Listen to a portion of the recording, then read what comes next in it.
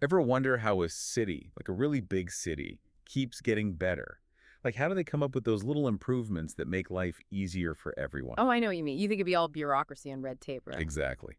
Well, today we're going to dive deep into how Calgary, Canada tackled this. Spoiler alert. They figured out a way to make innovation like everybody's job. Okay, so full disclosure, our source material here is a case study from way back in 2016. Don't go anywhere yet.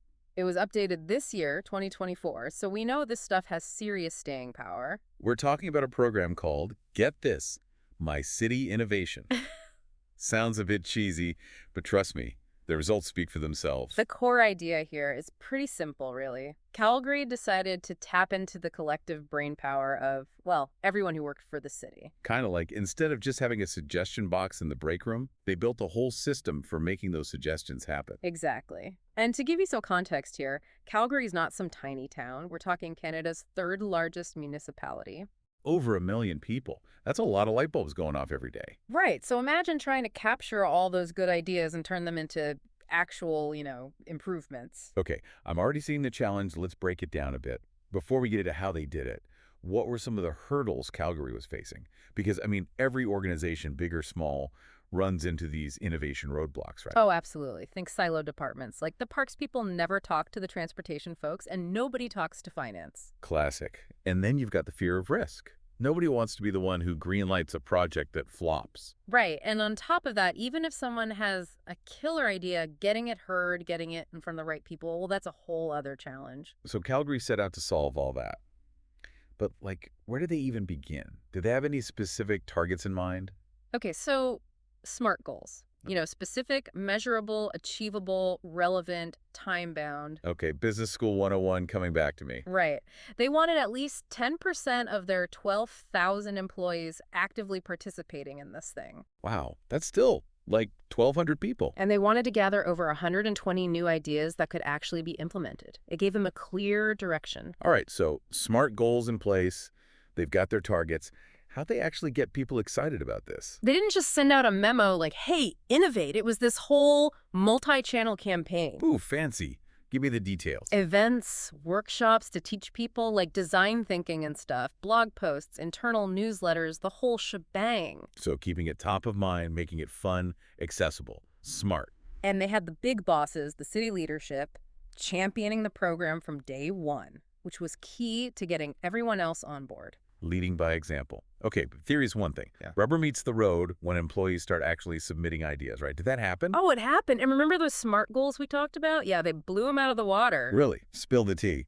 Employee adoption hit 21%, more than double what they were aiming for. No way. And get this, they got almost triple the number of ideas they were hoping for.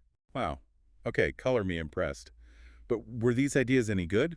What were people suggesting? Okay, imagine this. A super simple way to book park permits, for reserving a picnic spot or a soccer field.